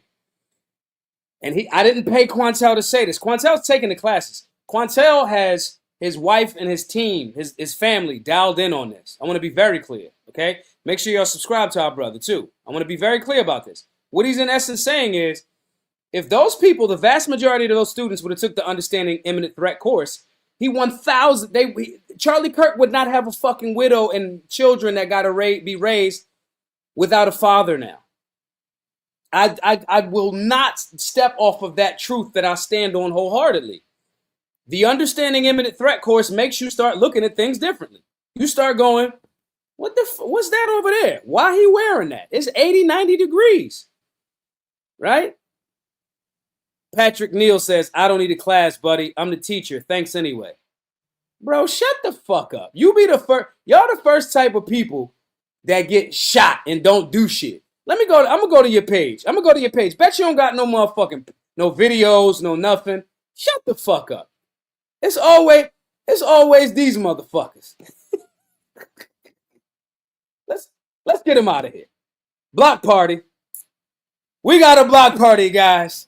We got a Friday block party, guys. Just don't listen to these fucking morons, y'all. Do not listen to these people. I love when they show up. We get it. We give them we give them the VIP treatment. Right to the I mean. Dan Hotch. Step up to the stage, Dan. What's up, Dan? Yeah, so with the rifle, they were saying it has like an internal magazine. Yeah. Like a stripper clip into the magazine, and then the bullets were installed, and then that's where they found them. Right. That's what I heard. Why aren't they? Go ahead, I'm listening. Can you hear me? Yeah, I can hear you. Yeah, go ahead. sorry. You were saying, why aren't they what? Damn, where the hell he go? Yeah, what's up with y'all? What's up with y'all Jones, man? Oh man. Listen to what the kid's dad was a sheriff. Dad failed for raising a radical lunatic. Woo! I don't know if I could agree with that. I don't know. I'm trying to be more diplomatic in my old age. You know what I'm saying? Dan, jump up again, Dan. Yeah. Go ahead, I'm listening. Why aren't they putting drones up when they're having these events? You can see all the roofs with a camera. DJI drones are $500. Right. That's a legitimate question. Now, let me get that breakdown. Let me get that breakdown of that real quick. I had to take you down, Dan. You're breaking up a bit. And we're going to start wrapping up here shortly, y'all. But listen, I want to say this. There's questions about that. This is where we're going to lean into the conspiracy theory nature of it. Okay? Charlie Kirk has relationships with the president, J.D. Vance, Netanyahu, all of these relationships because of his work with Turning Point over the last however many years. Okay, cool. Why didn't he have a certain level of Secret Service detail? That's a legit question. Now, do I think that they thought that it would be, somebody staked out to the whatever? Yeah. To me, that is I said it in a post yesterday. That's a failure of imagination.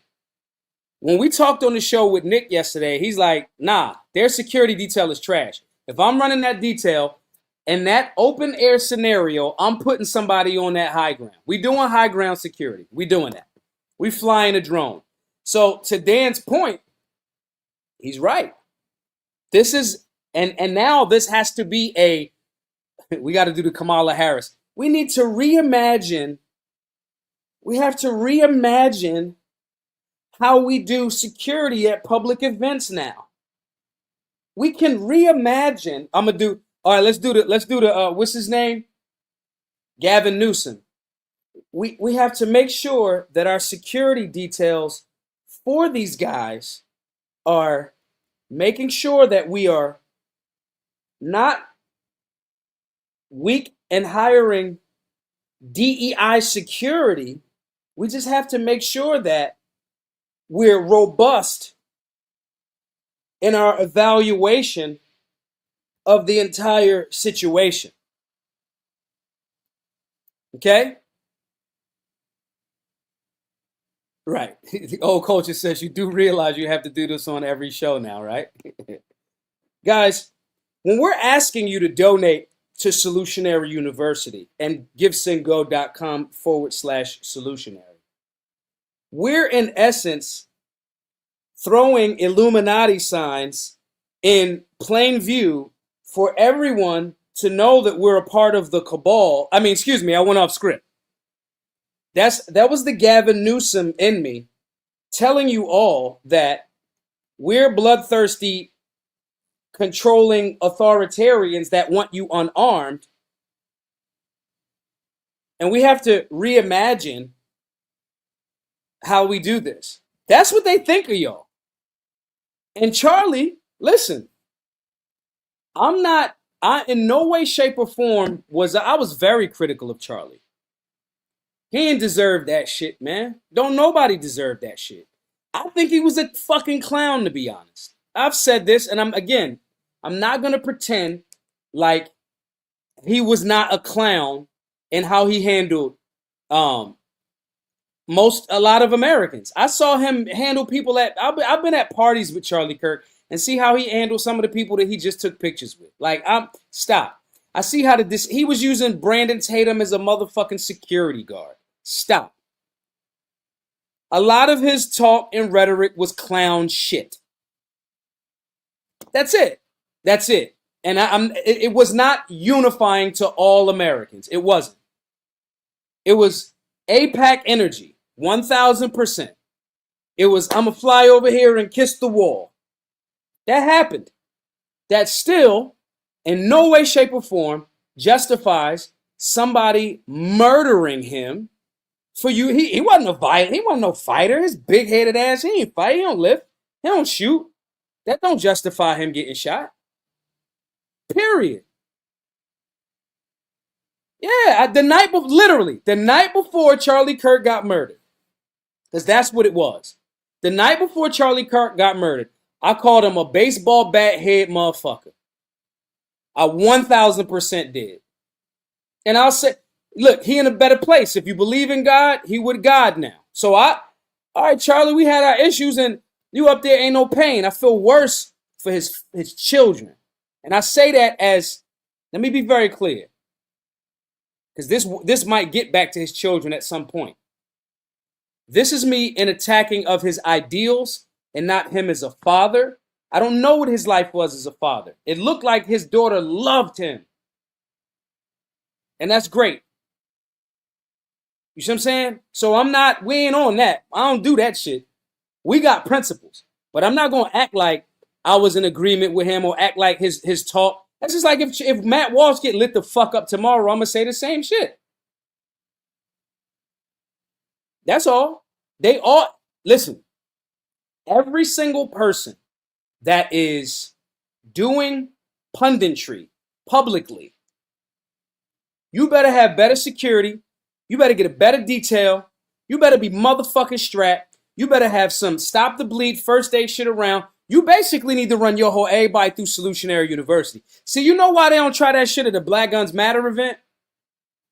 Everybody in the crowd got a fucking gun. The beginners is the people that don't have guns. The people that come fuck with me that want to come help. My classes be having a lot of fucking guns in them. And first aid kits. And people that know the entry and exit points. And vets. Like, come on. We gonna light you the fuck up. And we clear on that. And I should be in the hood. I should be in Detroit, Compton, fucking Baltimore, Philly. My shit be in the hood. If I'm lying, I'm flying. Tell me, it's motherfuckers that'll say he don't be da-da-da-da. Man, I be at that. And I tweet. I say, if I'm lying, call me out. When we doing classes, I'll tweet. My exact location is this. Call me a liar if I'm lying. No. Y'all got to get more serious about the Second Amendment, get serious about training, get serious about honesty, get serious about objective nature, get serious about consistency, get serious about unity. This is the part of Charlie Kirk's death, and I want to play this first, and I'll come back to that, but let's play this in the background. This is the shooter, allegedly. Now, this video right here, supposedly him limping, hiding the Mauser. This is supposedly before the shooting. Hey, Gorillas and Guns, I see you, bro. Appreciate you. This is him acting like he limping beforehand. His knee doing a decent amount of bending for somebody that got a rifle. And now this is after the shooting.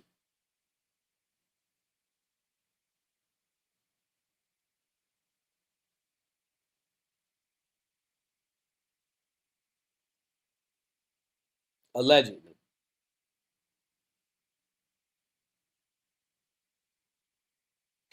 I don't know. The reason why we have to make sure, I want to say this, and some of y'all gonna get upset by this, because I know some of y'all really like Charlie Kirk. I did not care for Turning Point. I've spoken at Turning Point events. I believe that Turning Point was a fucking grift. I believe that it has not helped unify America. I believe that if they were, that they would have had voters registration drives like Scott Pressler does. If they were about turning the point from Blexit from left to right, and they didn't. That's not going to change, and I'm not going to change that just because he's passed. I think that we need to be careful, and we need, like, when people say shit like, we don't live in a type of society that people get killed for words, and that's not us. Yes, the fuck it is. That's life. That's humanity. That is the world in world history. The first hater was Cain. His brother Abel didn't even say no words to him that was mean. He was giving his offering to God and fucking he killed him with a stone. So if you believe that story, that's a part of human nature. So this argument that when we teach our folks in Solutionary University, when we're talking about conflict resolution and de-escalation, I'm not telling you you get to express yourself any type of way because of free speech. I say allow people to say whatever they want, but do not antagonize. Charlie Kirk and others have made a way out of antagonizing. The problem with antagonizing is there are fucking psychos out here. I don't deliberately antagonize anybody. I de-escalate. Even when I communicate, y'all know I speak directly for sure, but I also, in the middle of talking, I say, listen, I want to say this way. I made a reference to being a little bit tongue-in-cheek, saying the Jews, being, a little bit contrarian, right? I said, let me make sure that I'm careful on how I explain that to show that I'm being a little bit sarcastic, because it's not about offending the millions of Sephardic Jews that have nothing, and Ashkenazi Jews that have absolutely nothing to do with the Israeli government. Nothing. So as direct and as honest as I am, and people know that I'm pro-black in the sense of, yes, I want black America where I live to improve. Nobody can hear me saying that and feel, if you happen to be white, there's no way in the real world that you feel like I'm being pro-black by being anti-white. There's nobody that can, with any type of IQ, can legitimately say that. You can't. You can't.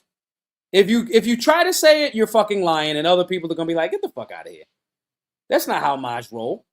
My point in saying that is, there is power in the tongue, and you don't know everybody else's ethos. Now we're sitting here trying to figure out how we can piece together this unjustified murder of a young man, a husband, a father, and I'm defending somebody that I am in ideological opposition to. Because we hear the like, well, it's just about free speech. Yeah, it is about free speech. And it shouldn't be with consequences for that speech. But that's not how humanity actually is. It's not. Since Charlie Kirks and the Ben Shapiros and all of these guys want to talk, facts don't care about your feelings, and, I get to say what I want and people get to do da-da-da-da-da, blah, blah, blah, blah, blah, blah, blah. I go, okay, cool.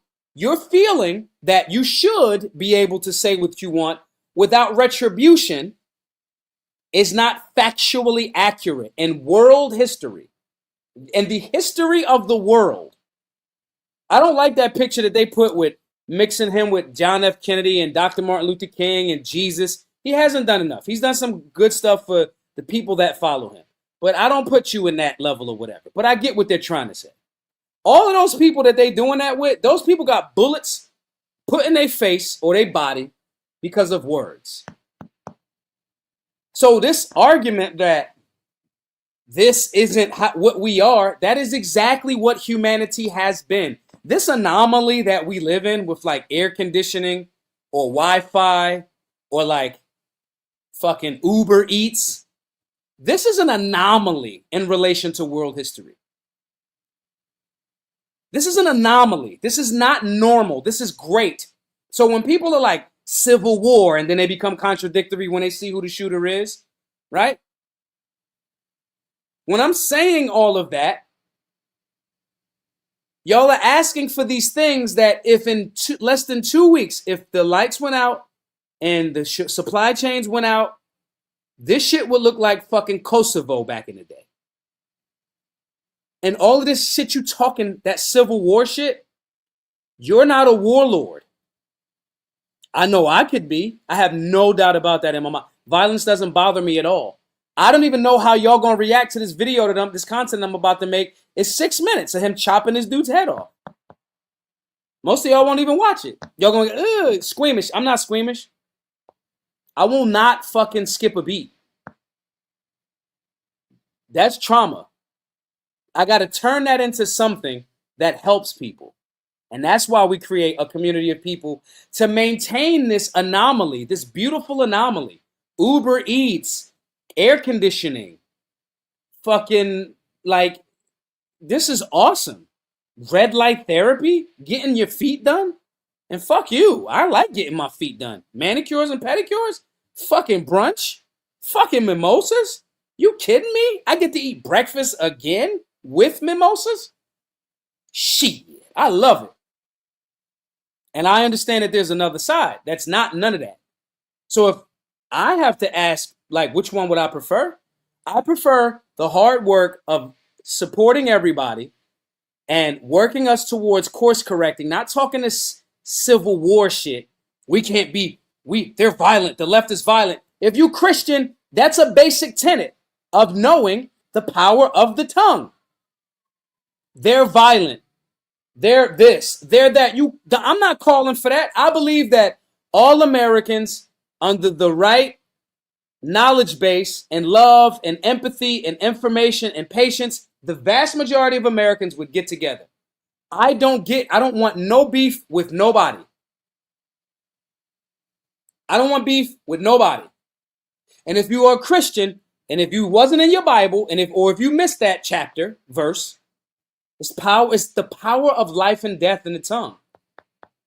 So some of this is, it's not okay. It's not okay. But I want us to evaluate that, and how are we walking about in the world? Are you trying to antagonize people? I'm not. No. I understand that there's crazy people. And life is crazy people murdering people for the words that they use. I got a video of a dude asking a lady. She was buying something in a store. And I'm going to wrap up, guys. She was buying something in the store. And the boyfriend was in the car. And another dude came up, was like, asked her, did she want to buy some tree? Did she want to buy some, like, weed?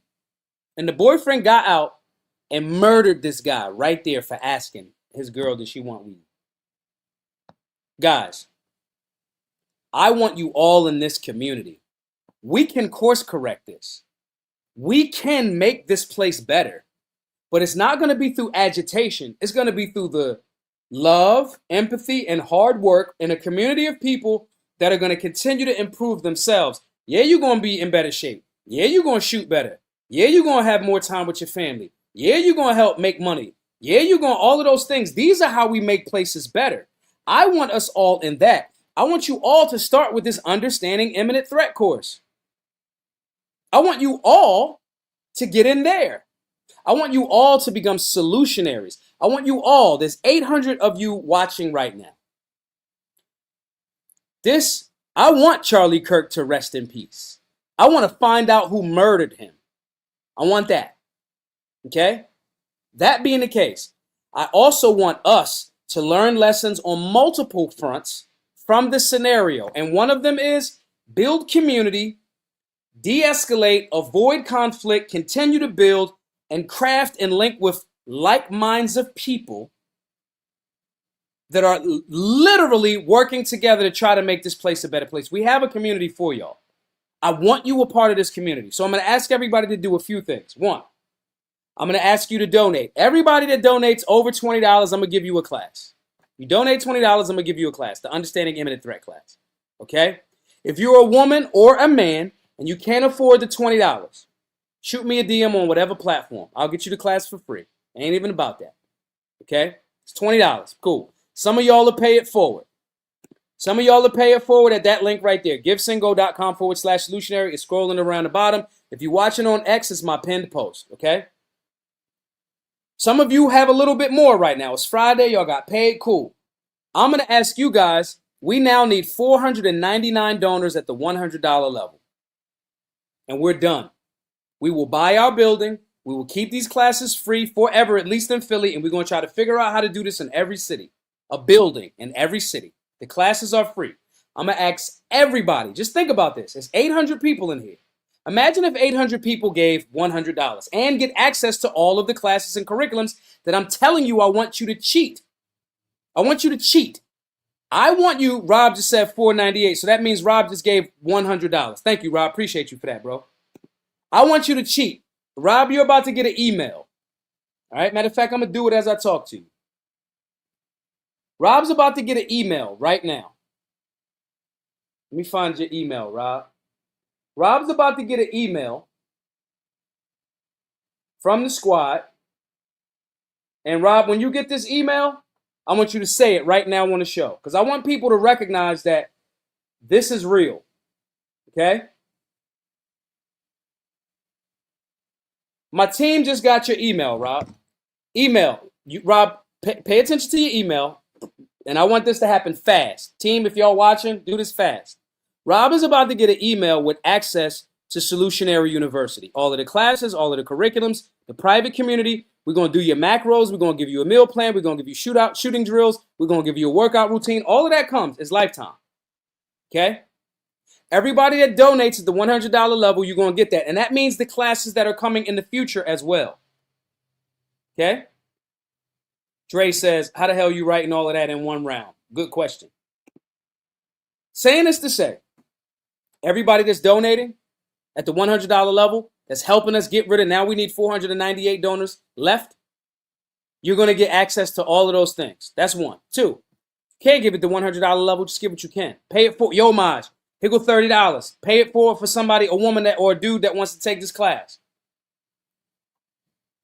We are watching a collapse of society because of our apathy and lack of involvement in it. When we talk about society, culture, that's us. We made it this way. It's us. It's us. And if we want to practice that level of accountability, and if we want to believe in this American ideal, I still believe in this American dream. I do. I think we up against a fucking fight, but shit, so is David. You see what happened to Goliath? He got his whole fucking head knocked the fuck off. Okay? Big Rob says, just got the email, said I owe 5K.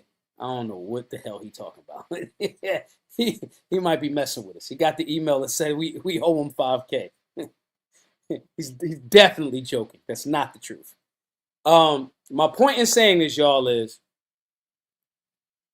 this is our solution to this. Y'all see what Rob just said? Just kidding. I did get it, though.